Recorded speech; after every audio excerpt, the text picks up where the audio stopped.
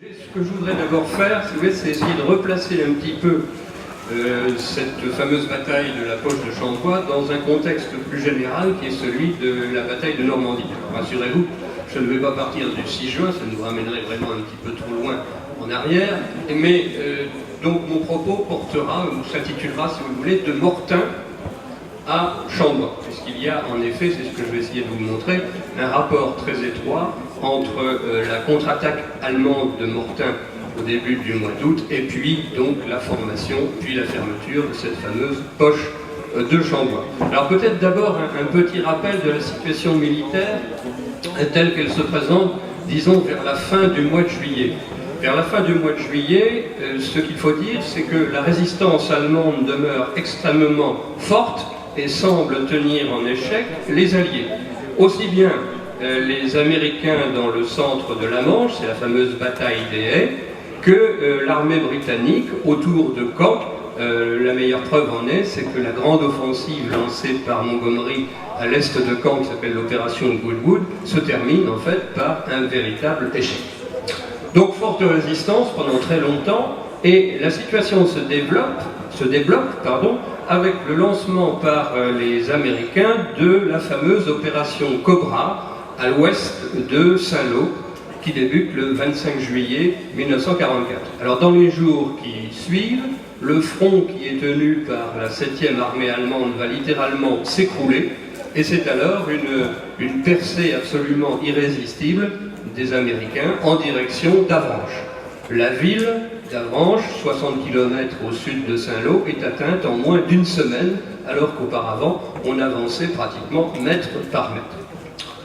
Depuis Avranches, la 3e armée du général Patton s'enfonce en Bretagne et en direction de la Loire.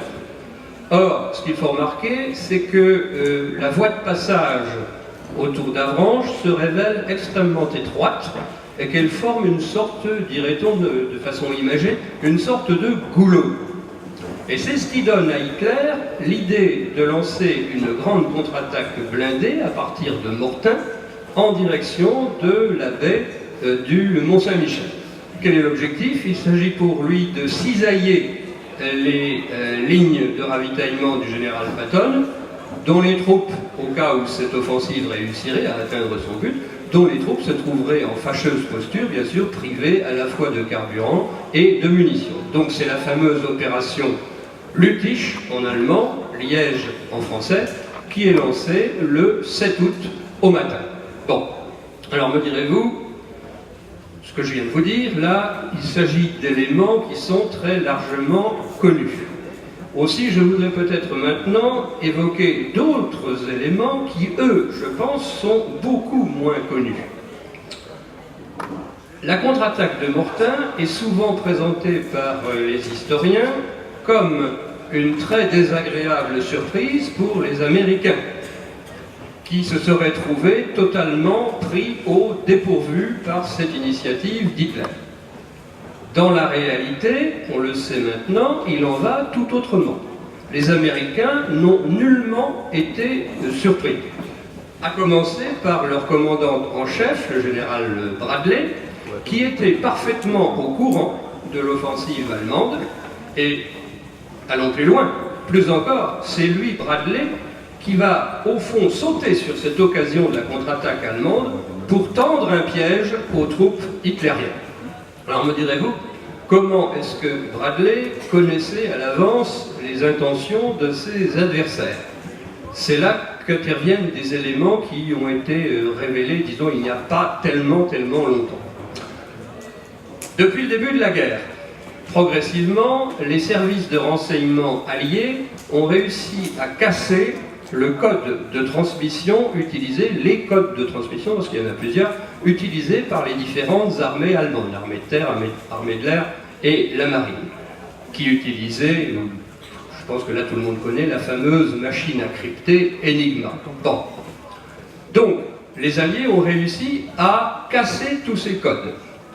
Et ils ont mis en place toute une organisation, alors qui est désignée généralement sous le nom de code de Ultra. Qu'est-ce qui se cache derrière ce nom de code Ultra? Toute une équipe qui est basée en Angleterre et qui capte d'une part les messages allemands et surtout qui sait les déchiffrer et transmettre les informations aux intéressés, c'est-à-dire aux commandants alliés sur le terrain. C'est ainsi que, et là je n'entrerai pas dans le détail, mais on pourrait multiplier les exemples, pendant la bataille de Normandie, les Alliés savent à peu près tout ce que préparent les Allemands. Par exemple, le 2 août, ils captent un message, qui est le premier message évoquant l'opération Lüttich, c'est-à-dire la contre-attaque allemande, le 2 août, alors que l'attaque, je me rappelle, est lancée 5 jours plus tard. Et puis d'autres messages seront également interceptés, décryptés, et dans ces conditions-là, donc Bradley, le commandant en chef, je le répète, des armées américaines, Bradley va imaginer au fond une sorte de piège assez diabolique. Je m'explique. Par sécurité, parce que le problème avec ce procédé ultra, quand on connaît les intentions de l'ennemi, c'est de réagir à chaque fois. Ce qui finirait par mettre la puce à l'oreille aux Allemands, qui se diraient il y a quand même quelque chose de bizarre, et qu'on prépare une offensive, voilà que les Alliés sont au courant. Donc on ne l'utilise pas toujours. Mais ici, bien sûr, on va l'utiliser. Bradley n'avertit pas la 30e division américaine qui tient la région de Mortain, volontairement. Alors, autant vous dire que cette malheureuse division va subir de plein fouet le choc de l'attaque blindée allemande. Mais par ailleurs, Bradley a averti le 7e corps américain du général Collins. Collins, c'est l'homme qui a libéré Cherbourg quelques semaines plus tôt. Et Collins va établir ce qu'on appelle chez les militaires une défense en profondeur dans la perspective de cette attaque qui va devoir être lancée par les Allemands. Et puis, discrètement, Bradley rappelle des renforts, par exemple toute une division qui était déjà arrivée jusqu'en Mayenne et qu'il fait revenir dans la direction de Mortain. Alors, le 7 août au matin, profitant du brouillard qui est assez épais et assez habituel en cette saison dans la région, les colonnes blindées allemandes attaquent à partir de Mortain et elles vont réussir à franchir une douzaine à peu près, une douzaine de kilomètres au maximum.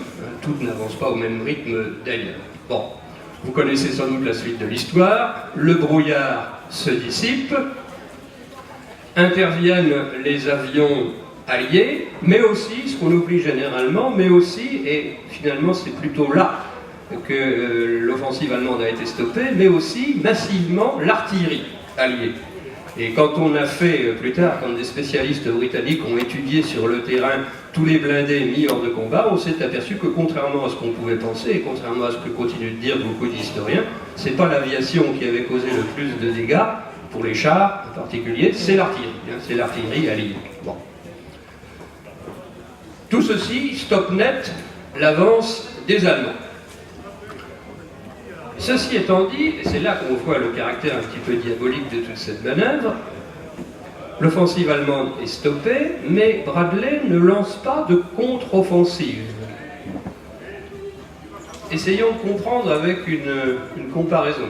Il agit au fond, vous savez, comme le pêcheur à la ligne, qui veut ferrer un poisson et qui ne le fait pas immédiatement, qui laisse venir et puis qui attend le bon moment pour prendre le poisson en question. Eh bien, c'est un petit peu la conduite que va avoir Bradley. Il laisse l'ennemi s'empêtrer dans une possibilité de relancer l'offensive. Alors, dans ses mémoires, Bradley a expliqué, a relaté plus exactement, la discussion qu'il avait eue avec un politicien américain, le secrétaire d'État au Trésor, c'est-à-dire ce qu'on appellerait ça le ministre des Finances chez nous, qui était en visite sur le front de Normandie à ce moment-là. Et donc il lui développe, il explique son plan. Je cite Bradley dans ses mémoires, voilà ce qu'il dit. « Si l'adversaire continue seulement d'exercer sa pression sur Mortain pendant 48 heures de plus, il nous donnera le temps de l'enfermer à Argentan et de là l'anéantir totalement. Et quand il aura perdu sa 7e armée dans ce sac, il ne lui restera plus rien pour s'opposer à notre avance. On ira d'ici jusqu'à la frontière allemande. Une telle occasion ne se présente pas plus d'une fois par siècle. » Bon. À cette conversation entre Bradley et Morgenthau assiste Eisenhower, le commandant en chef, qui lui aussi évoque cette affaire-là dans ses mémoires, voilà ce qu'il écrit dans ses propres mémoires, Eisenhower qui parle, je me trouvais à son quartier général, le quartier général de Bradley, quand il appela Montgomery au téléphone pour lui expliquer le plan. Bien que celui-ci exprimât une certaine inquiétude au sujet de la position de Mortain, il convint que l'enjeu était important et laissa toute la responsabilité de l'affaire entre les mains de Bradley. Alors, vous l'avez compris, il ne s'agit rien moins, derrière ce plan un peu machiavélique de Bradley, il ne s'agit rien moins que d'une manœuvre qui doit aboutir à l'encerclement des forces allemandes dans une poche qui devra, à ce moment-là, se clore à la hauteur d'une ligne entre Falaise et Argentan. Ce qu'on appellera, si vous le voulez, la poche de Falaise. Bon. Mais pour que cette manœuvre réussisse, pour que l'encerclement réussisse, il faut que l'ennemi s'enferre, je reviens aux pêcheurs, s'enferre à Mortain. Il ne faut pas qu'il reparte chez lui trop vite. Donc il faut lui laisser l'impression, tout va être fait pour laisser l'impression aux Allemands qu'ils n'ont pas définitivement perdu, que cette contre-attaque n'a pas définitivement échoué, et que donc ils auraient peut-être tout intérêt à poursuivre et à continuer. Alors, il y a des choses tout à fait invraisemblables. Vous avez peut-être entendu parler au moment du débarquement de l'opération Fortitude, qui est une opération d'intoxication. Eh bien, il y en a une autre qui est lancée à ce moment-là du côté de Mortain. Les Américains réussissent à faire croire, par différents stratagèmes, aux Allemands qu'ils ont besoin de prendre d'urgence tous les ports de Bretagne, parce que le ravitaillement qui arrive par les ports normands est jugé insuffisant, et que donc, à cause de ça, ils dégarnissent leurs troupes dans le bocage, leurs troupes devant Mortain. Bon, donc tout cela, bien, vous l'avez compris, pour faire croire aux Allemands que l'occasion est bonne d'en profiter, que donc il ne faut pas qu'ils renoncent à reprendre leur fameuse contre-attaque. Bon. Dans cette affaire, le meilleur allié de Bradley sera au fond Adolf Hitler lui-même. Pourquoi? Parce qu'Adolf Hitler, du fin fond de la Prusse orientale, va essayer d'imposer à ses généraux sur le terrain, qui sont complètement hostiles à ça, une relance de l'attaque à partir de Mortain. C'est-à-dire qu'Hitler, lui, est tombé carrément dans le piège. Ces généraux, en règle générale, eux, semblent comprendre qu'il y a des risques d'encerclement, et donc ils vont tergiverser, ils vont faire traîner les choses en longueur, et en définitive, von Kluge, qui est le commandant en chef à l'ouest, d'accord avec les commandants des 7e et 5e armées allemandes, va finalement décider, contre l'avis d'Hitler, le 11 août, de renoncer à relancer l'offensive. Alors, pendant que les Allemands sont en train de tergiverser, sans se replier, je vous rappelle que c'est précisément ce que cherchait Bradley, pendant ce temps-là, la manœuvre d'encerclement a commencé. Il s'agit, le plan est assez simple dans sa définition, il s'agit de prendre entre deux mâchoires, l'une formée au nord par les armées britanniques, l'autre formée au sud par les armées américaines, les deux mâchoires qui donc sont destinées à se refermer en écrasant entre elles les troupes allemandes devant donc cette fameuse ligne, à hauteur de cette fameuse ligne entre Falaise et Argentan. Bon, voilà le plan qui semble bien marcher. Les Allemands, Hitler, sont tombés dans le panneau, dans le piège tendu par Bradley à Mortain. Cependant, une série de cafouillages, il faut bien le dire, va empêcher le plan de Bradley de se réaliser pleinement. Le 10 août, Patton, à la tête de la 3e armée, lance depuis Le Mans tout un corps d'armée plein nord en direction d'Alençon. Donc, le but, là, vous le voyez bien, on n'a pas de carte, hein, mais je connais vos talents de géographe, donc c'est pas de problème. Donc, on avance plein nord, c'est-à-dire que c'est la mâchoire américaine au sud qui est en train de se former. Et ça, c'est le 10, ça débute le 10 à partir du Mans. Le 12, vous le savez aussi bien que moi, si ce n'est mieux que moi, les Américains envoient la 2e division blindée française, qui fait partie de l'armée américaine, et qui prend sans trop de difficulté Alençon. Et le 13, les armées américaines sont aux portes d'Argentan, où elles commencent à rencontrer une certaine résistance. Bon.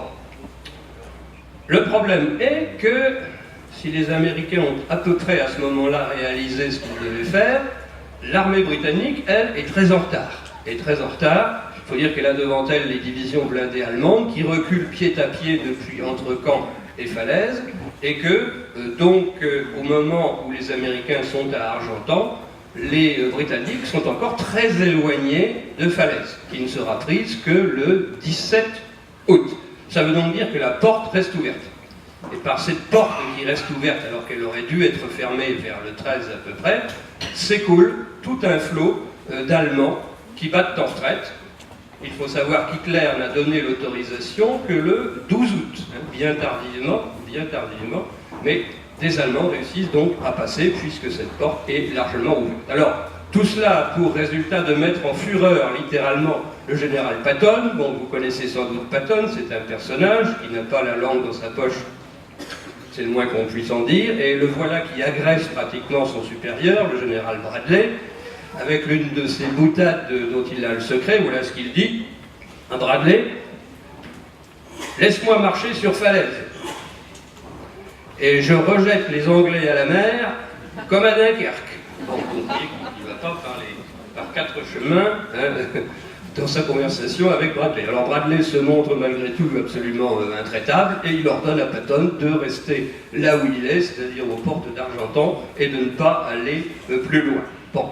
Mais pire que cela, Bradley, probablement sur la foi de renseignements inexacts, Bradley est amené à penser que la plupart des Allemands ont réussi à sortir de la poche avant qu'elle ne soit refermée, et que donc maintenant c'est peine perdue.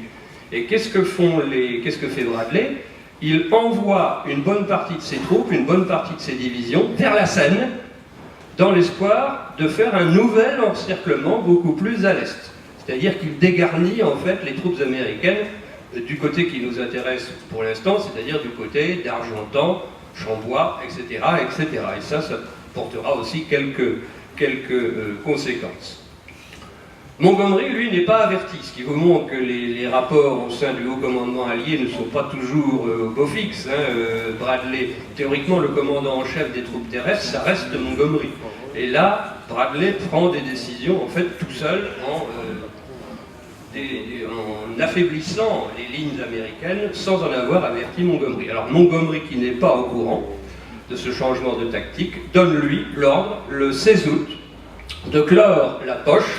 Une dizaine de kilomètres, il a bien pris conscience, Montgomery, que la poche ne sera pas fermée entre Falaise et Argentan. Donc il décide de la fermer une dizaine de kilomètres plus loin, au nord-est d'Argentan, à Chambois, entre Train et Chambois.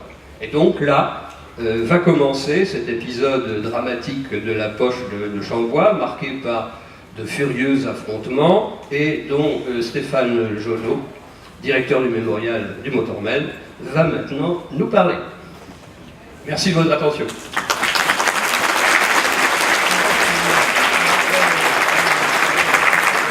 Voilà, merci Monsieur Jean Kellien. Donc, nous poursuivons donc cet exposé avec voilà, Madame Gourdouin qui nous rejoint parmi les grands témoins. Donc voilà, Stéphane Jonot maintenant pour la suite. Voilà, donc alors je vais prendre la suite. Le 13 août, le 15 août, comme M. Kellien vient de l'expliquer, les Américains avaient décroché, étaient partis en direction donc de Paris. Ils avaient affaibli, enfin en direction de la Seine, et ils avaient affaibli énormément le front sud, ne laissant sur place que la 90e d'infanterie américaine qui avait alors pris position dans le bourg Saint-Léonard. Le lendemain, les Allemands commencent à lancer des contre-attaques, et très rapidement, alors que les Américains sont en sous-nombre, ils tiennent, pour donner une idée, un bataillon normalement doit tenir 500 mètres de front, et les bataillons tiennent 7 km de front. Les premières contre-attaques allemandes portent sur le bourg Saint-Léonard, et très rapidement, les Américains font alors remonter l'information qu'ils se font attaquer par des panzergrenadières. Or, M. Kellien l'a expliqué, les services de renseignement américains avaient imaginé qu'une bonne partie de ces troupes d'élite s'étaient déjà repliées, et donc il y a un certain étonnement du côté américain. Vont s'en suivre de furieux combats sur tout secteur les Américains vont faire preuve d'un grand courage et réussir à se maintenir et à reprendre après de violents combats. Pieds dans le bourg, ils vont en être repoussés à nouveau. En tous les cas, le front va se maintenir de ce côté-là. Le 15 août, les Polonais au nord, eux, avaient réussi à franchir la Divageur et s'étaient lancés sur la ligne de crête du pays d'Auge en direction de leur premier objectif, c'est-à-dire Train. Sans grande difficulté, la première DB polonaise avait réussi à bousculer les positions allemandes qui étaient alors tenues par la 12e SS Hitlerjugend, qui avait été fortement affaiblie par tous les longs combats dans le secteur de Caen et la plaine de Caen et de la plaine de Caen-Falaise, et la 85e division d'infanterie qui, malgré une bonne résistance, avait fini par s'effondrer sous les coups de cette unité blindée. S'était enfilé dans la brèche tout le corps d'armée canadien, et là, effectivement, la poche était en train de se refermer. Les modifications vont avoir lieu le 17 août, car ce jour-là, les Américains annoncent donc au commandement supérieur qu'à Yé, ils sont en train de commencer à reprendre le contrôle total du Bourg Saint-Léonard et qu'ils espèrent dès le lendemain, le 18, se porter sur Chambois. Comme en Montgomery, fait modifier le plan et demande aux troupes polonaises de se porter sur Chambois, laissant train à la 4e division blindée canadienne. C'est comme ça que, en fin d'après-midi, le 17 août, un détachement composé du 2e régiment blindé et des chasseurs de Podral, un bataillon d'infanterie, le détachement Koczewski va recevoir l'ordre de se porter en direction de Chambois. Le problème, c'est que la nuit est en train de tomber. Le détachement, normalement, qui avait pris position sur une colline qui se trouve entre Train et Vimoutier, la côte 259, il avait, alors que normalement la colline avait été repérée, il avait dû mener un combat qui lui avait fait perdre des munitions et surtout du carburant. Donc il attend un petit peu de ravitaillement, ce qui fait que ça retarde une fois de plus dans la nuit son départ. Et quand enfin, malgré le fait que le ravitaillement ne soit pas arrivé, Koczewski décide de se porter sur son objectif, il fait nuit noire. Très rapidement, les Polonais perdent leur route, ils s'égarent finalement, ils vont se porter sur le secteur des Champeaux plutôt que de se porter sur Chambois. Et tout cela va retarder d'une journée l'arrivée des troupes polonaises sur le secteur de Chambois et la fermeture de la poche de Falaise-Chambois. Le 18 août, les Américains, effectivement, ont réussi à sortir du bourg Saint-Léonard, sont en route en direction de Chambois. Les Polonais, eux, sont dans l'hésitation. Le 2e régiment blindé, qui aurait dû se porter sur Chambois, est introuvable. On envoie l'unité de reconnaissance en direction de Chambois. On finit par se retrouver. Cependant, toutes les unités ne sont plus placées telles qu'il faudrait par rapport à ce qui avait été envisagé dans le plan originel du général Matchek. C'est donc le 19 août que l'ordre est donné de se porter sur Chambois. Et c'est ce 19 août que la poche va être fermée pour la première fois totalement physiquement. Le 19 août, les Américains avancent, arrivent sur Felles et se portent enfin sur Chambois. Ce même 19 août, le 2e régiment blindé, le 1er régiment blindé polonais, le 2e n'étant plus dans la meilleure position pour se porter sur la commune de Chambois, a reçu l'ordre de s'emparer des hauteurs et entre autres de la colline sur laquelle nous nous trouvons actuellement, ainsi que la colline qui se trouve juste à côté de nous, qui s'appelle la côte 262 Sud. Vous avez 2 collines côte à côte qui ont exactement la même altitude, d'où la nord, où nous sommes, et la sud, qui est juste à côté. Le reste de l'unité, de la division, qui a été scindée en 2 colonnes de combat, est envoyé donc sur Chambois. Elle est composée du 24e lancier, un régiment, le 3e régiment de chars de la division, du 10e dragon, de l'infanterie autoportée, et puis surtout de l'unité de reconnaissance, le 10e PSK. Alors qu'aux alentours de midi, le 1er régiment blindé arrive au niveau du parking, un détachement commandé par un jeune lieutenant qui s'appelle Biozowski découvre sur la route qui part de Chambois à Vimoutier, la D16, celle qui jouxte juste ce parking, découvre un convoi allemand à l'image de l'armée allemande, c'est-à-dire un convoi composé à la fois de véhicules mécanisés, avec des chars, des voitures, des camions, mais surtout des chariots hippomobiles.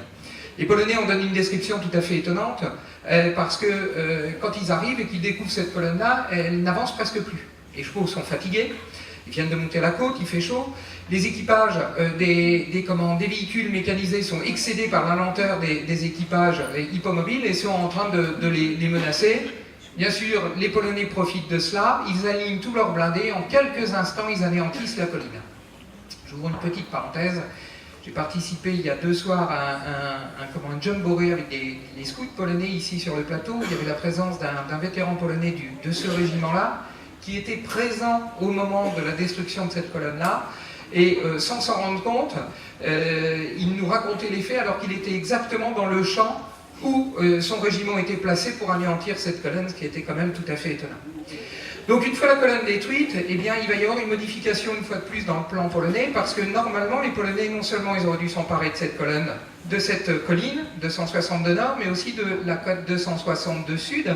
Or, une fois la colonne allemande anéantie, il y a énormément de fumée qui s'en élève, et puis surtout il y a une partie des soldats allemands qui se sont réfugiés sur 262 sud. Biozowski prend alors sa radio, il explique la situation à son commandement, on lui dit « tu attends que des renforts arrivent ». Les renforts, ils ne vont arriver qu'à la tombée de la nuit. À partir de ce moment-là, il est hors de question de se porter sur 262 sud. L'ordre tombe, vous attendez le lendemain matin. Or, le lendemain matin, les Allemands ont lancé leur offensive de percée. Il est hors de question de s'emparer de 262 sud. Et finalement, les Polonais n'y mettront pas les pieds. Alors, ça va avoir une répercussion importante parce qu'effectivement, du coup, il n'y a pas de jonction entre les Polonais et les Français de la 2e DB qui sont venus s'installer au pied de 262 sud. Le reste de la division, la 2e colonne, elle, dans l'après-midi du 19 août, eh bien, a continué sa route et est arrivée par le nord de Chambois, donc dans la commune, où eh bien, ils vont pénétrer et rentrer en contact avec les troupes américaines. Hein, c'est aux alentours de 19h que le major Zgorleski rencontre le capitaine Waters sur la route de Gassé et ferme eh bien, la poche de Falaise-Chambois, au moins symboliquement, la fameuse fermeture de la mâchoire nord, la mâchoire sud qu'évoquait tout de suite M. Kellien. Je reviens un petit peu en arrière. Quand le 19 août, les Polonais ont détruit la colonne ici sur la route, ils ont fermé physiquement pour la première fois la poche de Falaise-Chambois. C'est-à-dire qu'à partir de ce moment-là, plus aucune route n'était disponible pour les troupes allemandes. Le 19 août à 19h, avec la rencontre avec les Américains, vous avez la 2e fermeture, ce coup-ci qui est la fermeture de la mâchoire. Ce 19 août, après 19h, donc, la poche est bien fermée. Cependant, les Allemands, eux, eh bien, avaient vu aussi la situation évoluer, avaient prévu ce cas de figure, et le général Hauser, qui commande la 7e armée, avait mis au point avec le général Mendel eh bien, un plan pour effectuer la percée. Cette percée, elle est lancée dans la nuit du 19 au 20 août, à 22h très précisément. Hein, les troupes allemandes s'élancent afin de briser la fine ligne de défense que les Alliés ont placée en travers de leur chemin. Les troupes allemandes vont s'élancer donc à 22h dans la nuit. Tout de suite, M. Kellien évoquait l'importance de l'artillerie dans les combats de Mortain. Dans la poche de Falaise-Chambois, c'est une bataille d'artillerie essentiellement, et les pertes allemandes, hein, on parle une fois de plus souvent de l'aviation alliée, en vérité, eh bien c'est surtout l'artillerie qui va infliger de lourdes pertes aux troupes allemandes, et pour cause ici, depuis le 19 août, depuis la mi-journée, l'aviation alliée a reçu l'ordre de ne plus intervenir, sauf sur demande, sur le secteur donc de la vallée de la Dive, mais seulement après la vallée de la Vie. Ce qui fait que quand les Allemands lancent leur offensive ce 19 août à 22h, c'est uniquement l'artillerie qui va traiter les sites dans la plaine et infliger les lourdes pertes que les Allemands vont avoir. Le plan allemand est très simple. En tête, le 2e corps parachutiste composé de 2 divisions. La 3e division para doit s'emparer de 262 nord, où les Polonais donc ont pris position et finalement se sont regroupés. Et la 2e division qui doit effectuer cette percée est commandée par le général Mallmann. C'est une division que la 90e d'infanterie a affrontée dans la Manche. la 353e division d'infanterie allemande, qui doit prendre position sur 262 Sud. Sans difficulté, Malman réussit à s'emparer de 262 Sud. Les parachutistes, eux, ne s'empareront jamais de la côte 262 Nord. Le fait de s'emparer de 262 Sud, finalement, n'a que peu d'intérêt. Aucune route n'est disponible par cette colline-là, et la seule qui passe à côté de la colline est coupée à la fois à Chambois et ici au niveau du parking, c'est la fameuse D16, la route dont je vous ai parlé tout à l'heure. Les Allemands donc vont lancer leur offensive de percée. Malgré tout, la pression est telle que les Polonais sont obligés de se regrouper sur le sommet du plateau et vont laisser passer un certain nombre de soldats allemands, en estimant 50 000 soldats allemands. Alors, j'ai bien vu que M. Kellien avait évité de donner des chiffres. C'est toujours compliqué de donner des chiffres. C'est guère que des évaluations qu'on peut avoir quant aux troupes qui ont été encerclées dans la plaine et même celles qui vont être tuées. Et même les chiffres de prisonniers, il faut s'en méfier parce que vous avez eu énormément de phénomènes de double comptage. Les Allemands donc lancent leur offensive de percée dans la nuit. Toute la journée du 20, eh bien, ils vont faire sortir leurs troupes. On estime malgré tout que 50 000 soldats allemands réussissent à sortir, une partie des états-majors réussissent à sortir. Les Alliés, eux, se déchaînent avec l'artillerie, essentiellement sur les points de passage, sur la Dive, donc les seuls points disponibles sur la Dive, qui est un des acteurs les plus importants de cette bataille, parce que la Dive est un fossé anti-char naturel qui va gêner considérablement le repli allemand et le force à passer littéralement par des chicanes. Ces chicanes, c'est les ponts de Saint-Lambert-sur-Dive et le Gué de Moissy. Et puis, bien sûr, l'artillerie va se déchaîner aussi sur les points de sortie de part et d'autre de cette colline.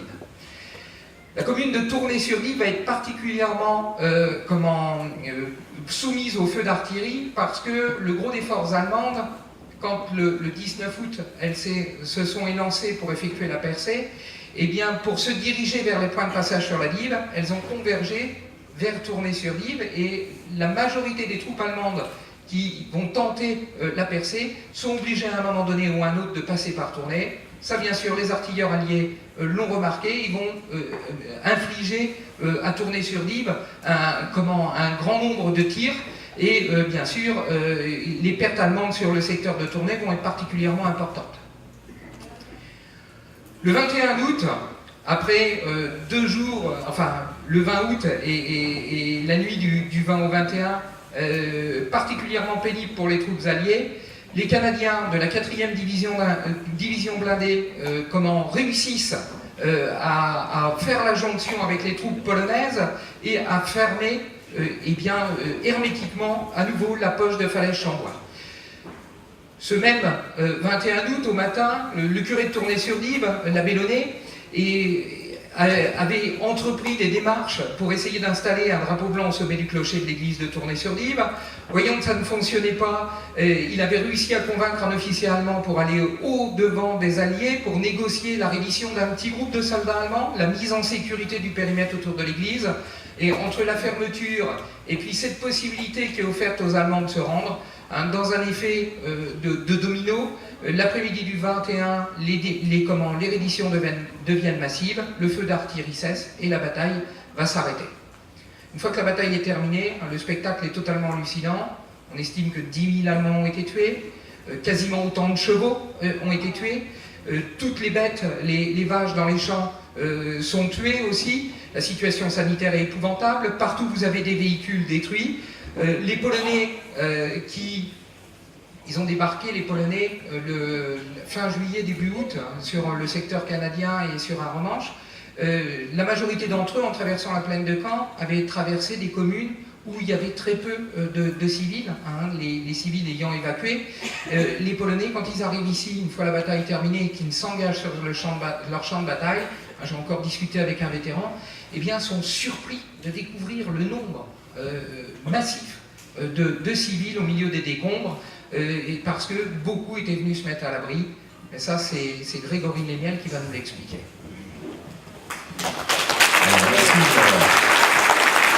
Stéphane Bonneau pour sa précision, sa passion évidemment, et nous avoir bien exposé 70 ans quasiment jour pour jour, 23 août aujourd'hui, donc après ces faits si importants, et de rappeler que effectivement le silence s'était fait après cette bataille, mais que les civils avaient énormément souffert. Eh bien, Grégory Léniel qui va intervenir maintenant est l'auteur d'un ouvrage pris au piège dans la poche de Chambois. Tout est dit maintenant, eh bien nous l'écoutons pour en savoir un peu plus évidemment. Bonjour Grégory. Bonjour à tous. Alors, le 6 juin 1944, la bataille de Normandie commence sur les côtes normandes. Ici, dans le petit secteur de l'Orne, qui sera plus tard la poche de Chambois, nous ne sommes que dans les coulisses de ce combat, de cette bataille. Nous sommes encore bien loin du théâtre d'affrontement, mais malgré tout, les habitants de ce secteur sentent que la guerre est très très présente. À cela, il y a plusieurs raisons. D'abord, c'est le nombre de convois allemands qui transitent par certains villages, notamment Chambois au train, et qui remontent vers le nord pour affronter les forces alliées. La deuxième chose, c'est les bombardiers alliés qui vont pilonner certaines zones, certaines villes. Il y a notamment Argentan qui va être touché le 6 juin, encore une fois dans la nuit du 6 au 7 juin, encore une fois le 14 juin, ce qui causera la mort de près de 85 civils quand même, notamment dans le quartier de l'Hôpital, le carrefour des Trois-Croix, la rue Saint-Martin. Vimoutier, non loin d'ici, sera aussi touché le 14 juin, où il y aura aussi de très nombreux morts. Il y a pourtant des petits villages qui seront touchés aussi par ces bombardements et qui semblent des cibles peu stratégiques. Il y a notamment un bombardement qui va avoir lieu le 22 juillet à Aubry-en-Aisne, sur la route Argentan, et sur un petit hameau qui s'appelle Sainte-Eugénie. Mais à cet endroit-là, il y avait un cantonnement allemand et les Alliés ont décidé de bombarder cette zone. Le bombardement va avoir lieu, provoquant 2 morts parmi les civils, un jeune homme de 17 ans et un enfant de 3 ans. Il va y avoir un bombardement aussi, plusieurs bombardements à Tertu, près du château de Tertu qui se trouve sur la commune de Villedieu-les-Bailleul. Et à cet endroit-là, il y a d'après les témoins, il y aurait un dépôt d'essence et pareil, les Alliés ont voulu le détruire.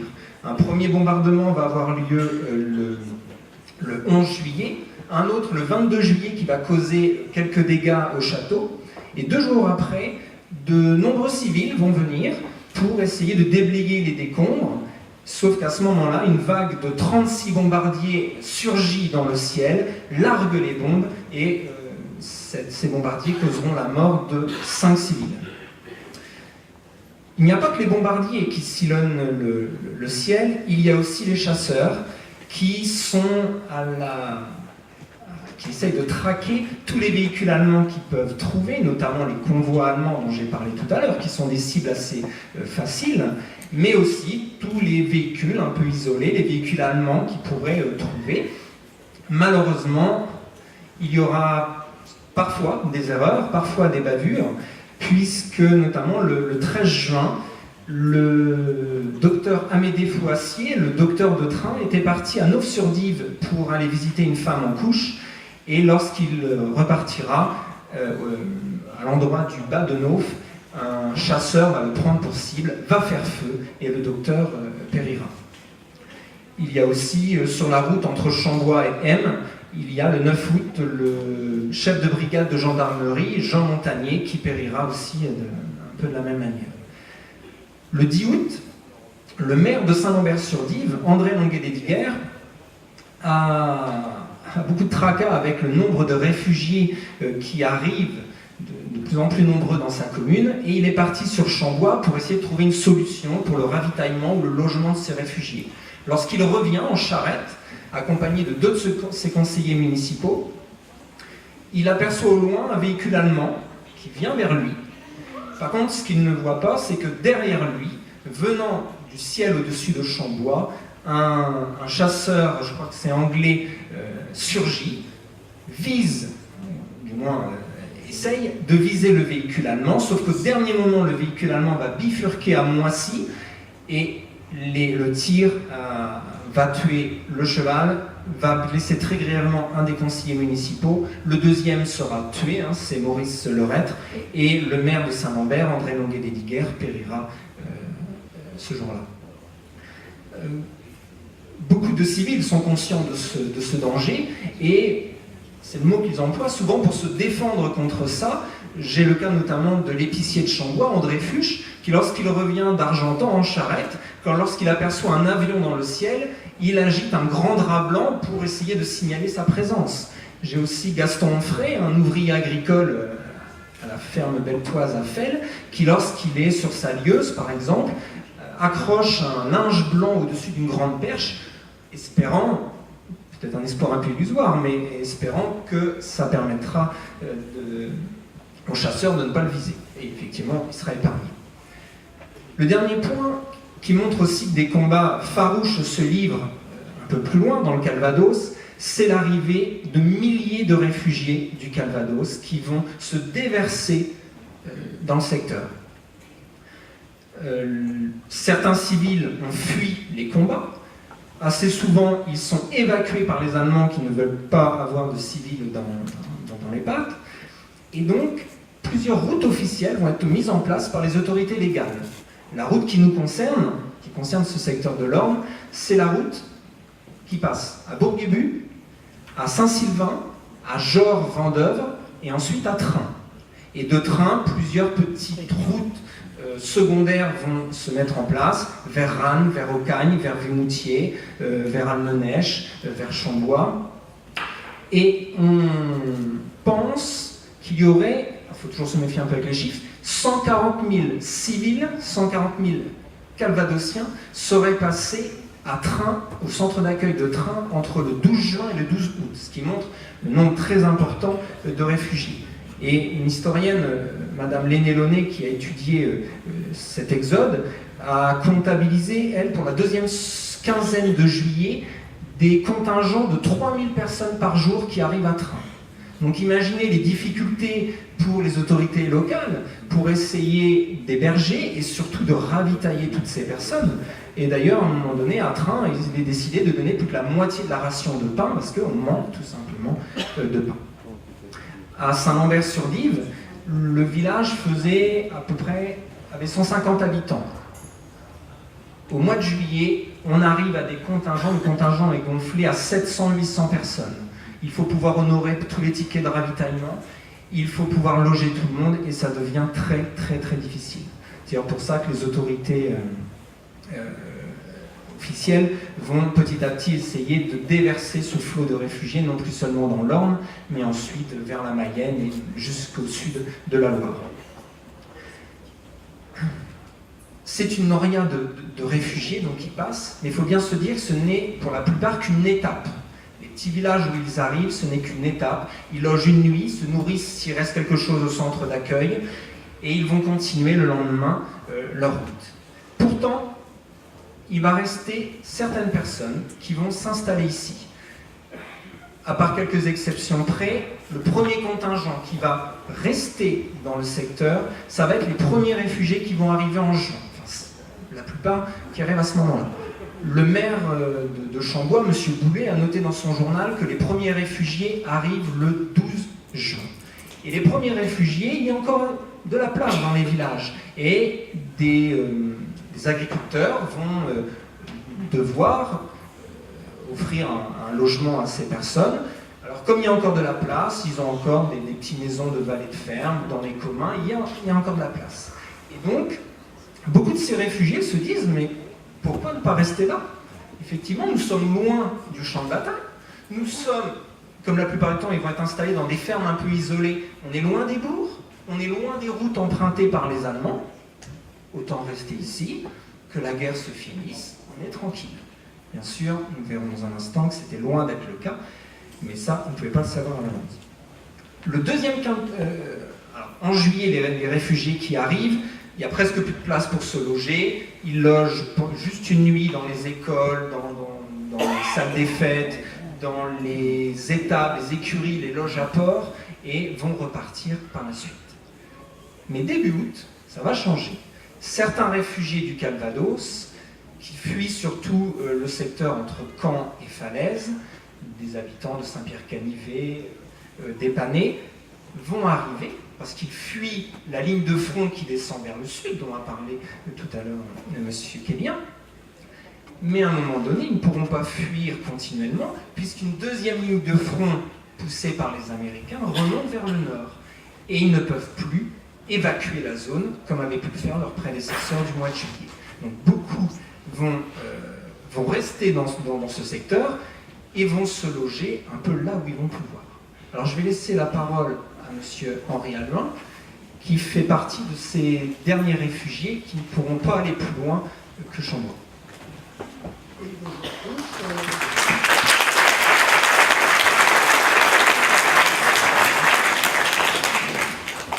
Bonjour à tous, je m'appelle Henri Alluin, j'ai actuellement 89 ans et demi. Et à l'époque de la guerre, j'avais donc 19 ans et demi. Et j'habitais à Saint-Pierre-Canivet chez mes parents. Et j'avais déjà évacué de Caen parce que j'ai assisté à la bataille de Caen où j'étais blessé, j'avais perdu 3 membres de ma famille. Et de Saint-Pierre-Canivet, le 10 août, il arrive de nouveau un ordre d'évacuation. L'ordre d'évacuation, on part donc avec un cultivateur de Saint-Pierre-Canivet et une charrette, et on prend la route de train. C'était la route qui nous avait été indiquée. Et on est arrivé donc à ce petit pays de Moissy, exactement le bled de Moissy. Et on s'est dit, petit pays, on va être tranquille, on va rester là. On s'est installé dans une petite ferme. Et il y avait un pont qui passait par-dessus une petite rivière.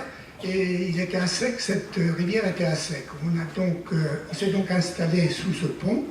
On était 9 membres de ma famille, il y avait toute ma famille, mes frères, mes belles-sœurs, mes parents et moi. Et 2 enfants de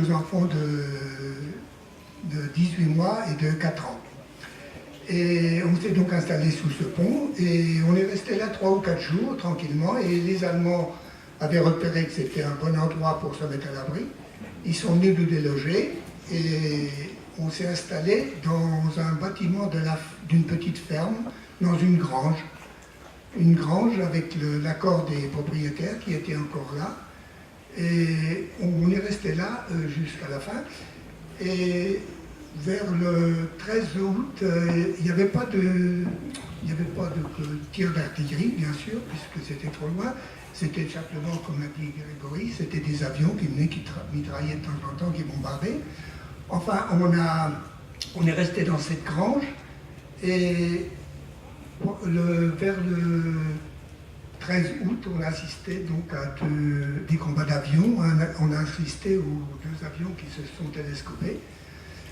Bon, enfin bref, on est resté dans cette pièce surtout à partir du 3 jours, pendant 4 jours avant la grosse bagarre.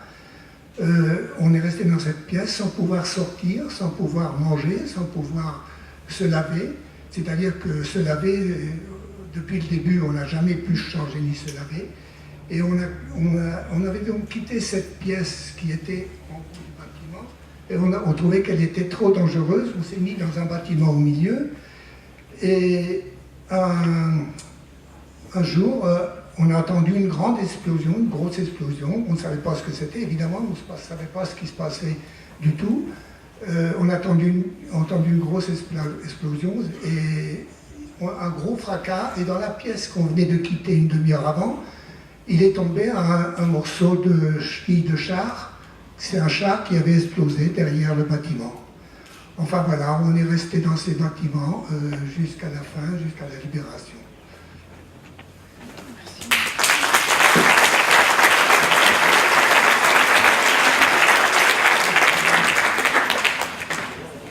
Très vite, au début août, les civils sentent bien que les combats approchent. Ça cogne de plus en plus aux environs, ça grogne, disaient certains témoins, de plus en plus, ça s'approche, ça se rapproche. Et M. Fernand Boulet, le maire de Chambois, notait dès le 11 août, lui, le début de la débâcle. Il commençait à avoir des convois allemands, mais qui repartaient dans l'autre sens. Beaucoup de familles sentent donc qu'une bataille va approcher.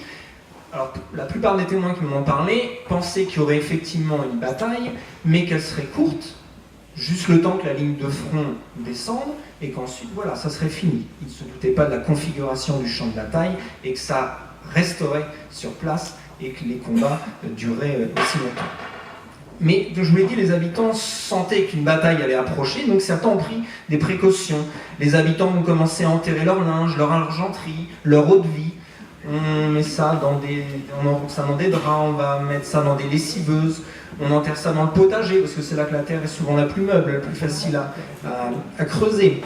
J'ai même trouvé un témoignage d'une réfugiée qui disait, dans la ferme où j'étais, il y avait déjà un trou tout près, et avec la terre à côté, pour enfouir au tout dernier moment, s'il y a besoin, les trésors, entre guillemets, de la famille.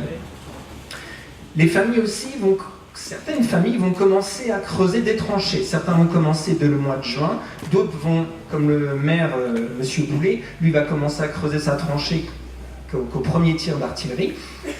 Et n'oublions pas que nous sommes en 1944, beaucoup de pères de famille sont des anciens combattants, et ils connaissent tout, que la tranchée peut être un lieu très précieux pour se protéger contre les tirs. Alors je vais donner la parole à monsieur Pierre le Sergent qui va nous parler justement de la tranchée où sa famille s'est installée. Merci. Donc je m'appelle Pierre le Sergent, j'habitais à l'époque à Tournai-sur-Dive, j'y suis revenu après ma carrière professionnelle, j'y suis revenu pour vivre ma retraite. À l'époque, donc, j'avais 11 ans. Et bien sûr, on a entendu le 6 juin les grondements les grondements du débarquement. Et au fur et à mesure que les jours passaient, juin, juillet, ça se rapprochait. Et mon père, avec deux oncles, se sont dit un jour, le jour du 14 juillet, on va faire une tranchée parce que ça se rapproche vraiment vers nous. Alors ce jour-là, tout le monde s'est mis au travail, on a creusé une tranchée, une grande tranchée, en zigzag, avec un accès, le dernier vraiment contraire, de manière à ne pas éviter si un obus arrivait dans l'entrée qu'on soit visé. Et cette tranchée, bien sûr, elle faisait 6 ou 7 mètres de long, 1 mètre de large, et dessus, on avait mis des madriers, d'abord un rang de madriers, après des fagots, remis la terre par-dessus, et en plus, on avait étalé du foin. Et on l'avait même testé une nuit pour voir comment ça se passait, parce qu'on avait amené tout ce qu'il fallait, le pot de chambre, le seau hygiénique, on avait amené le broc pour amener de l'eau, et puis la cuvette pour quand même, si on avait besoin de se laver, tout. Alors voilà, et donc cette tranchée, on a été obligé bien sûr de l'utiliser à partir du 15 août. Le 15 août, après, puisque j'étais l'un des enfants de chœur de la Bellonnais, le 15 août, on est parti précipitamment de la messe dite par la Bellonnais, et tout le monde est rentré de chez soi en vitesse parce que le premier obus est tombé juste à la fin de la messe. Pas très loin de l'église, donc ça a fait vraiment le branle-bas pour que tout le monde se sauve. Même il y en a qui n'ont pas entendu l'item ISAES. Hein. Ils sont partis d'Arda. Et donc, partant de là, dans la journée, ça a commencé à venir un petit peu partout, et là on a commencé à utiliser la tranchée. On est allé dans la tranchée. On était 18 personnes, dont une personne assez âgée qui était assez forte, qu'il fallait un petit peu aidé à s'installer. On avait mis évidemment des matelas pour arriver à quand même avoir un peu de confort, et une chaise ou deux, et puis voilà, 18 personnes, on s'est casé là-dedans. En fait, on est resté dans cette tranchée, on l'a prise le 16 août, et du 16 août jusqu'au 21 août, on a vécu dans cette tranchée. Pas jusqu'au 21 août, je m'excuse, parce que là, en fait, dans la nuit du samedi au dimanche, c'est-à-dire le 19 août, les Allemands, les SS allemands nous ont sorti le verre au poing pour prendre notre place. Parce que ils préféraient se protéger, et nous, on n'avait plus qu'à trouver un lieu pour s'héberger. Et en fait, le lieu qu'on a trouvé, c'est un poulailler. Un poulailler qui n'était pas très loin, à 10 mètres à peu près de la tranchée, et on a passé la fameuse nuit du 19, du vendredi au samedi, qui a été la plus terrible sur la commune de Tournai-sur-Dive, où on dit qu'il a tombé cette nuit-là 18 000 obus, sous simplement un petit toit en tuiles. Et de temps en temps, il tombait un obus dans le secteur pas très loin, et il y avait les éclats d'obus qui traversaient les tuiles, qui tombaient tout rouges. Ma mère avait d'ailleurs été blessée au talon, elle avait eu le talon, elle a mis plus d'1 mois à se guérir, elle a dû aller à l'hôpital à Giel après pour se faire soigner. Et donc nous on est restés tout ce temps-là dans la tranchée. Et cette fameuse nuit-là, ça a été terrible, hein, parce que tous les bruits, on les percevait, tous les bruits de dehors, tous les obus qui passaient, qui sifflaient, ceux qui éclataient pas loin, plus il y avait aussi des chars qui voyageaient. Et puis aussi, ce qu'on ne peut pas oublier quand on est un enfant d'11 ans, c'est le bruit fait par les cris des soldats blessés aux alentours.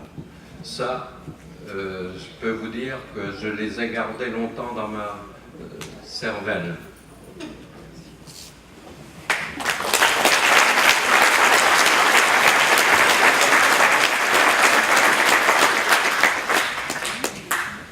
Avec les combats qui se rapprochent, certains habitants vont trouver plus prudent de quitter les bourgs pour aller s'installer dans des fermes isolées, dont j'ai déjà parlé, éloignées des routes empruntées par les Allemands. Il y a certains noms qui vont peut-être sonner familièrement à vos oreilles.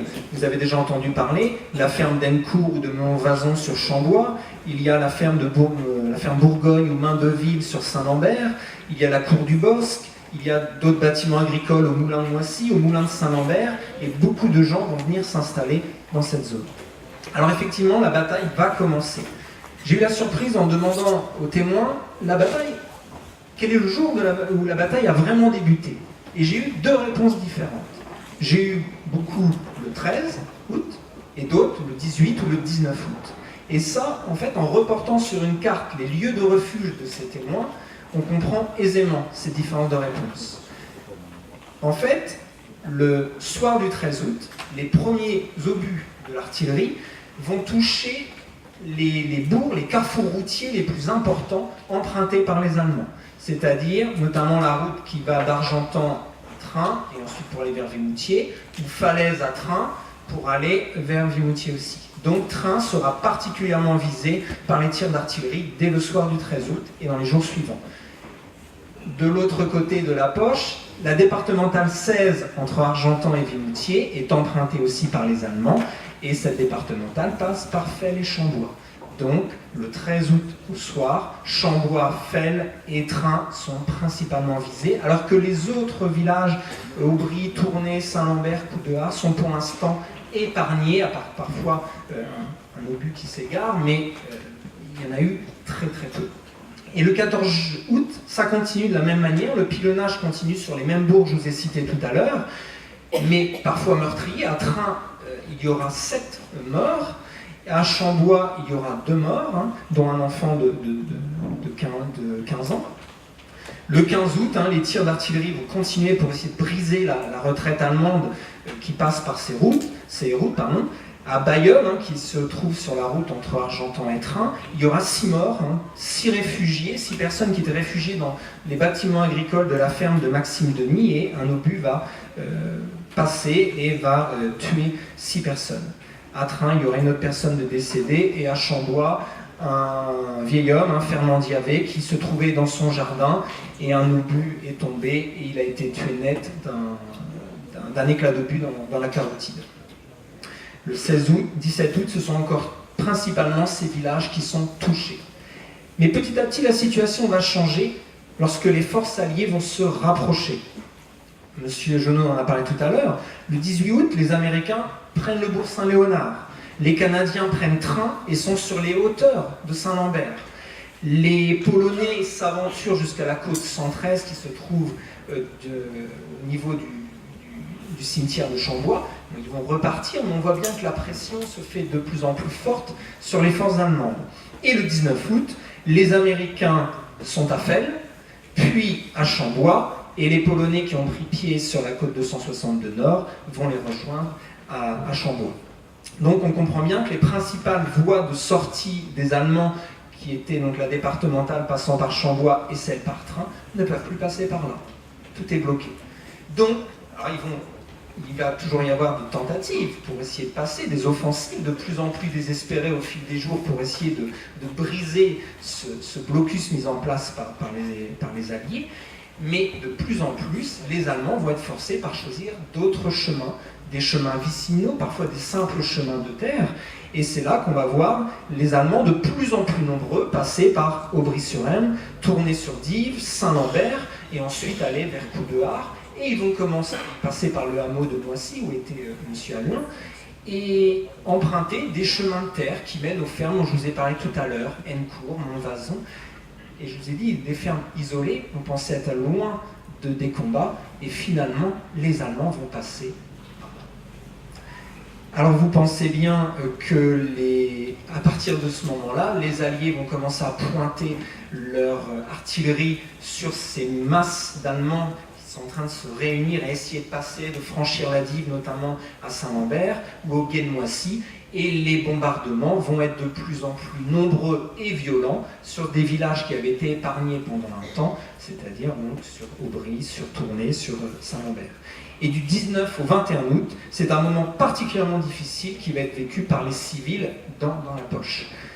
Je vais laisser la parole à Paulette Gondouin, qui, à ce moment-là, était réfugiée.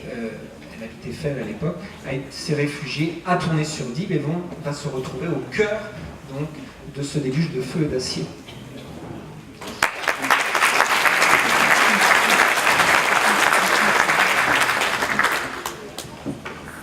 Les premiers obus sont donc tombés sur Felles le 13 août au soir. Vers minuit, il y avait un char allemand tout blanc qui s'était posté près du petit calvaire à la sortie de Felles, sur la route d'Argentan, du bourg, et il a envoyé des obus sur la forêt vers 11h. Et mon père dit, ça c'est mauvais, les Alliés vont certainement répondre. Effectivement, vers minuit, nous avons eu les premiers obus. Ils sont tombés derrière l'école de Felles. Et à Felles, à ce moment-là, il y avait l'institutrice, sa mère, son mari, ses filles. Et ils sont passés sous notre fenêtre en nous disant « On part, on s'en va à la tranchée du stand de tir, la Chamboisienne. Là, c'est cimenté, on va au moins être à l'abri. » C'est là que nous avons terminé la nuit. Ensuite, le matin, nous sommes repartis. On a raisonné comme tout le monde. On va aller dans une ferme éloignée, on verra bien. on risque moins que dans nos maisons, dans le bourg de Felles. Nous sommes donc partis sur Tournai-sur-Dive, car la mère de mon institutrice avait une petite maison là-bas. Alors elle dit, on va s'y réfugier. Nous sommes passés, après cette tranchée, chez la famille de Costard, là où les 4 enfants de Costard ont été tués. Elle nous a donné, la dame, à déjeuner le matin. Elle a habillé mes petits frères qui ne l'étaient pas, car on s'est sauvés avec ce que nous avions sur le dos. Et puis, nous sommes partis sur Tournai. À Tournai-sur-Dive, nous avons atterri d'abord chez Madame Godet, qui nous a reçus. Les hommes ont fait comme chez Pierre. Ils ont fait une tranchée et on s'est mis un peu à l'abri dans cette tranchée. On y est resté un jour ou deux. Et les Allemands ont investi la ferme. Nous devions nous mettre à table avec des poulets rôtis. Ils nous ont mis dehors et ils sont mis à table à notre place. Donc, mais quelques minutes avant, ils avaient posté des orgastalines juste à côté de la ferme, juste à côté de notre tranchée. Et mon père, qui avait fait la guerre de 14, savait ce que ça voulait dire. Les Alliés vont répliquer, il faut qu'on s'en aille. On devait se mettre à table et puis après s'en aller, mais là, effectivement, c'est comme ça que ça s'est passé. Le petit pré duquel nous étions a été entièrement labouré, quelques heures après. Quand donc on s'en va errer dans Tournai, on est arrivé d'abord, on est dans la rue Cavé. C'était à ce moment-là un chemin de terre très profond, et là, les troupes allemandes surtout les voitures hippomobiles, descendaient de la forêt pour se sauver vers Trun, évidemment. Toute la nuit, plaqué le long du talus, nous avons au pied les Allemands qui partaient, énormément, toute la nuit, les obus nous passaient au-dessus de la tête et les chars et les voitures hippomobiles au pied. Quand vers 5h30, 6h, il y a toujours un peu une trêve, mon père dit à M. Gérard, il faut qu'on se mette à l'abri. Les obus qui tombent sont faits pour nettoyer les campagnes, les prés, pour tuer le plus grand nombre de soldats, mais ça n'atteint pas, ils ne sont pas assez importants pour atteindre les maisons. Or, si on se met à l'abri d'une grosse muraille, on risquera moins. C'est ce que l'on a fait. On est parti, on s'est retrouvé chez Monsieur Amri. Madame Amri nous a donné à manger. On s'est mis à l'abri dans le pressoir de Monsieur et Madame Amri. Et puis, vers midi, on entend un coup de crosse de fusil dans la porte. 6 enfants, ça fait du bruit. Et puis, raus, schnell. On avait compris, bien que ne parlant pas l'allemand, qu'il fallait sortir et très vite. Et c'est ce que nous avons fait, car les soldats allemands mettaient le feu à un très gros camion de munitions, qui a d'ailleurs détruit une partie de la ferme. Nous nous sommes donc échappés par ce petit chemin juste à côté de la ferme. On s'est mis à l'abri, ça tombait vraiment tout autour de nous. On s'est mis quelques instants à l'abri chez une grand-mère qui s'appelait... je ne sais plus, enfin, c'est à l'endroit où habite Madame le maire de Tournai. Il y avait une vieille dame, elle nous dit « Entrez vite, entrez vite ». On était à peine entrés, mon père avait à peine fermé la porte, il y a un obus qui est tombé très près de la porte. Il a tué un cheval et blessé des hommes. Mais elle dit « Je ne peux pas vous garder, vous pensez bien ». Elle avait une toute petite maison. On est reparti. Et là, on a traversé plusieurs prés, je pense, et on est arrivé chez M. Paton, à Montmilsan. Là, nous y sommes restés les 4 derniers jours chez M. Paton. Et nous étions aussi dans une seule pièce, celle qui avait une toute petite fenêtre, pour ne pas risquer effectivement un obus, comme il le disait tout à l'heure. Et M. Paton, mais nous n'avons rien mangé, pareil que monsieur, pendant 4 jours, de l'eau, du sucre, et c'est tout. Exactement pareil, on était 4 jours sans manger. Et puis, bon, est arrivée évidemment la délivrance.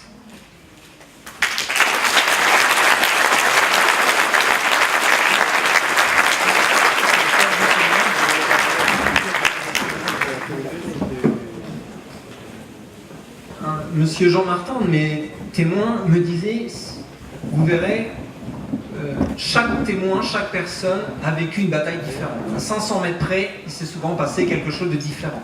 C'est pour ça que c'est très difficile, même si j'ai essayé dans mon livre d'essayer de raconter un peu tout ça.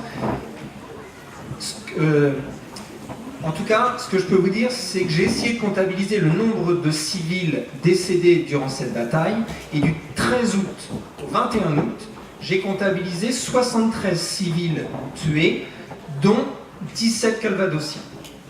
Alors, même si ces décès ont bien sûr été un drame pour les familles, surtout que certaines familles ont été décimées. Madame Gondouin parlait tout à l'heure de la famille de Costa, qui a vu 4 de ses enfants mourir. C'est un chiffre assez faible comparé au carnage environnant, au nombre de soldats allemands qui vont périr, dont parlait M. Jeunet tout à l'heure. Cela s'explique par plusieurs choses, notamment il n'y a pas eu de bombardement aérien à ce moment-là, les bombardiers n'ont pas tapissé le secteur de bombes pour ne pas toucher les forces alliées qui étaient trop proches, et comme l'a dit Madame Gondouin, les Alliés vont utiliser beaucoup d'obus fusants. Les obus percutants explosent en touchant le sol, les obus fusants explosent souvent avant de toucher le sol, envoyant des milliers d'éclats d'obus brûlants dans toutes les directions, et c'est ce qui va souvent causer des morts. Et effectivement, on s'aperçoit que parmi tous les civils qui ont été tués, beaucoup n'étaient pas derrière un rempart, derrière un bâtiment dur, beaucoup se trouvaient dans des fossés ou dans des tranchées. Il y a par exemple le 19 août, Tournai-sur-Dive, la famille Blanchard qui est cachée dans sa tranchée avec pareil des planches au-dessus de la tranchée, et des éclats vont passer à travers les fagots et les planches et vont tuer la mère, les 2 fils et 2 filles. Il ne restera plus que le père qui est blessé et la fille de 20 ans qui sort indemne. Il y a aussi le 19 août, à Tournai-sur-Dive, toujours dans un fossé qui se trouve au lieu-dit le Long Herbage, il y a plusieurs personnes qui vont être tuées par un obus qui va tomber, des membres de la famille Lebouc, Bisson et Béven. À Chambois aussi, le 20 août, dans un lieu qui s'appelle le Trou du Diable, c'est un fossé naturel, et des obus fusants vont éclater à l'aube dans les arbres. Les éclats vont retomber en pluie sur les personnes, causant la mort de 4 personnes, et dont un adolescent de 14 ans et un autre de 15 ans. Vous l'avez compris, la majorité des pertes civiles sont dues au feu de l'artillerie alliée. Il y a eu relativement peu de morts par les Allemands, je veux dire directement par les Allemands. Il y a par exemple le 20 août, dans une petite bouverie qui se trouve pas loin de la ferme d'Encourt, la famille Fourquemin, la famille Bourillon qui est cachée dans ce bâtiment. Soudain, un char allemand arrive, fonce dans la cave, dans le coin du bâtiment, une partie du bâtiment s'effondre, et à l'intérieur, M. Bourillon donc, va perdre sa grand-mère, qui avait 84 ans si je me rappelle bien, sa mère et sa tante. Il y a aussi quelques exemples que j'ai retrouvés d'exécutions par les Allemands. Il est parfois difficile de trouver la raison exacte, mais par exemple le 19 août, à Bailleul, sur les terres du maire de l'époque, M. Well, il y a un ouvrier agricole de 50 ans qui s'appelait Albert Lecoq. Il s'est un peu imprudemment moqué des SS qui passaient près de lui en disant « Vous ne tirez même plus, vous êtes foutus ». Les Allemands vont le coller contre un mur et vont le fusiller. Le 22 août, le bruit des canons va s'apaiser petit à petit. Le vacarme de la bataille va laisser place à un silence un peu surprenant. par rapport au vacarme qu'il y a eu, aux détonations, aux explosions qu'il y a eu pendant tant de jours. Et les civils, en sortant de leur abri, vont découvrir un champ de bataille, un secteur totalement saturé d'épaves, de débris de toutes sortes, de cadavres d'animaux, de cadavres de soldats allemands. Je vais laisser la parole à M. Allain, avant de poursuivre, qui va nous raconter ce qu'il a vu en sortant de son abri au hameau de Moncy. Oui, alors après avoir passé 3 ou 4 jours épouvantables dans ce bâtiment, on ne pouvait pas sortir, bien sûr, on ne voyait rien, on se posait des questions, qu'est-ce qui se passe, ça pète de partout. On jetait un coup d'œil par l'entrebâillement de la porte, on voyait des soldats allemands qui couraient partout, ça tombait, ça éclatait, ça tombait comme des mouches. Bon, enfin bref, le 21 août, au matin, il est arrivé devant notre bâtiment une autochenille allemande. Il y avait un civil à bord, je ne pense pas que c'était la Bellonnais, mais il y avait un civil dans l'autochnie. Ils ont enlevé les armes de l'autochnie, ils ont enlevé leur ceinturon, ils ont vidé leur poche, ils ont mis un drapeau blanc. Et l'autochnie est partie. Et tout doucement, ça s'est calmé. Une demi-heure après, peut-être, ça s'est calmé. Et puis, tout d'un coup, plus rien. On a donc pu sortir pour la première fois depuis 4 jours. Mais quand on a mis le dehors, qu'on a vu ce spectacle, c'est inimaginable. Vous avez sans doute vu des images de télévision, mais quand on le voit en réel, c'est pas possible. Le champ devant le bâtiment était couvert de morts. Il fallait enjamber, par moment, il fallait enjamber, il fallait zigzaguer pour ne pas marcher sur les morts. On a pris le chemin qui mène au gué de Moissy pour voir ce qui s'était passé. Le chemin était plein de cadavres, des chariots, des chevaux, des camions, tout ça entassé les uns sur les autres. C'est inimaginable. Et puis, à un moment donné, il y a les Canadiens qui sont arrivés avec un bulldozer, 2 bulldozers, ils venaient de la région de Train, et un premier bulldozer avec des lames de pompier rejetait dans le fossé matériel les hommes, les chevaux. Et le deuxième bulldozer à droite, il déblayait la route. Alors ça m'a fait mal quand même, parce que bon, c'est des cadavres, c'est des ennemis peut-être, mais c'est quand même des humains. Je dis à un officier canadien qui était là, je lui dis, mais c'est pas humain ce que vous faites. Ce sont des morts, mais il faut respecter les morts. Il m'a répondu, la guerre n'est pas finie, il faut qu'on passe. Nous, on craint les vivants, mais on ne craint pas les morts. Et voilà, ça s'est terminé comme ça. Avant, évidemment, quand on est sorti, il est arrivé par derrière notre bâtiment un seul soldat, polonais. Quand il nous a vus, on est sortis tous dehors, bien sûr. Quand il nous a vus, il nous a mis en joue. Il a été surpris de trouver du monde comme ça. Et puis on est allé vers lui, on l'a embrassé.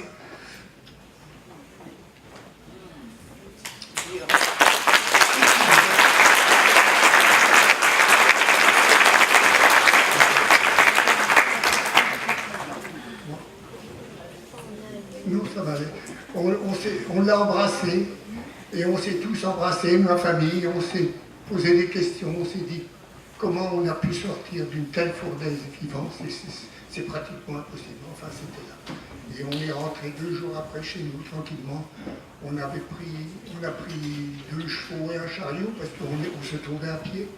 On est rentré avec 2 chevaux qu'on a récupérés, un chariot, et on est rentré chez nous à Saint-Pierre-Canivet. Mais alors, ça a été très très dur pendant de nombreuses années.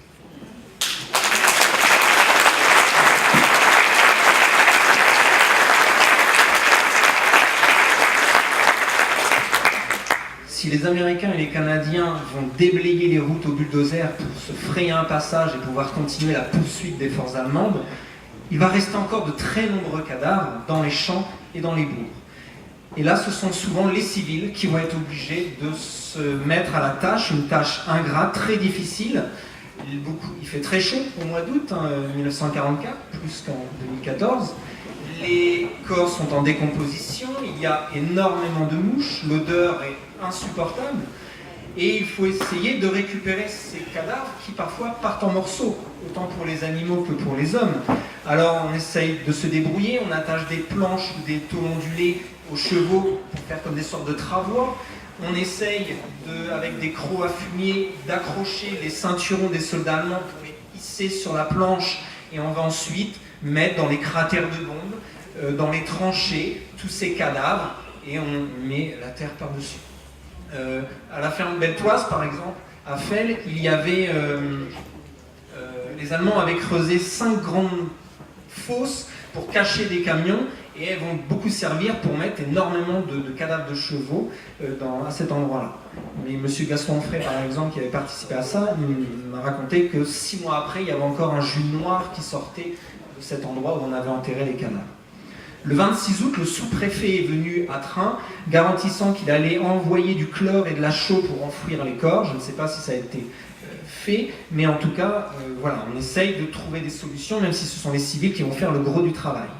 Il est à noter quand même l'intervention des Anglais dans les herbages, souvent avec des bulldozers.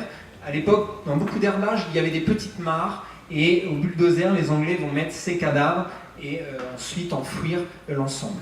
Des prisonniers allemands aussi vont avoir pour tâche d'enterrer le corps de leurs camarades, souvent escortés par des civils armés pour pouvoir s'occuper de ça.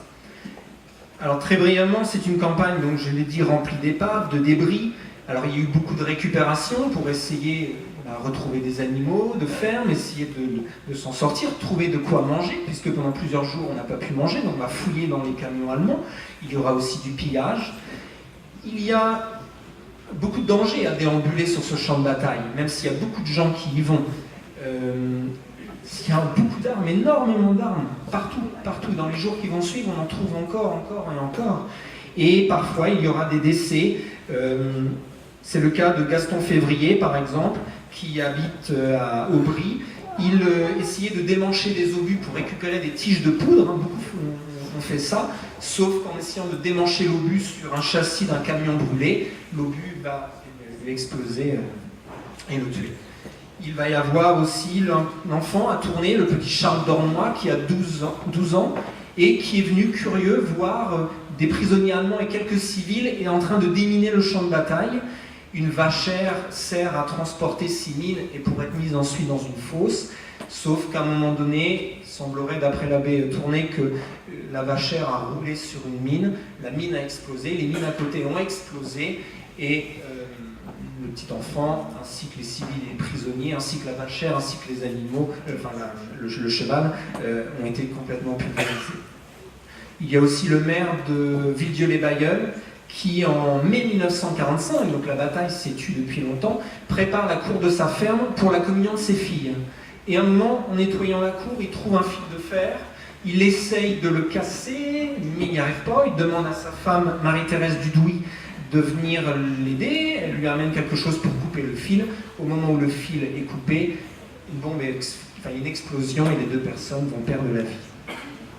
Alors pour finir, les villages, un certain nombre de villages sont en ruine, ou du moins certains bâtiments, et c'est très problématique. Autant l'été 1944 avait été chaud et sec, autant l'hiver 1944 et 1945 va se révéler glacial. On essaye de se calfeutrer comme on peut dans les maisons, on met du papier goudron sur la toiture, on va chercher des bâches dans les camions allemands pour essayer de remplacer les tuiles qui sont tombées, on utilise des pare-brises de camions à la place de certaines fenêtres, on va chercher du bois de charpente dans les décombres des maisons pour essayer de se chauffer. On se loge où on peut, on va parfois dans des familles qui sont un peu plus éloignées, on va dans des logements vides, plusieurs familles vont partager une même maison, se débrouillent comme on peut, et à la fin de 1945, plusieurs baraquements en bois sont livrés aux communes. La famille de Madame Gondouin ira par exemple, et sur la route de Gacé, il y a toujours, on peut toujours voir des baraquements, alors retapés, repeints, agrandis parfois, mais là on peut voir encore 7 maisons suédoises, une maison française et un baraquement canadien qui a été mis ici. La reconstruction va petit à petit se faire et petit à petit ces baraquements vont se vider pour pouvoir retourner dans les maisons reconstruites. Pour Chambois, que j'ai étudié en détail, en 54-55, la majorité des maisons sont reconstruites, mais il faudra attendre vraiment 1959 pour que les toutes dernières maisons soient reconstruites, et 1960 pour que ce qu'on a appelé l'îlot insalubre, c'est-à-dire les dernières ruines qui restaient autour du donjon de Chambois, qu'on a décidé de ne pas rebâtir, et vous pouvez toujours voir une grande place devant. Il faudra attendre donc 1960 pour que cette dernière ruine disparaisse. Donc vous voyez, les plaies ont été longues à cicatriser pour ces villages. Il a fallu du temps pour effacer les stigmates de la guerre, mais peu à peu, voilà, en 1960, une page va se tourner, et c'est une autre page, celle du souvenir, celle de la mémoire, dont nos 3 personnes ont fait preuve aujourd'hui, et vont laisser place aussi aux commémorations, comme celle d'aujourd'hui. Voilà, je vous remercie.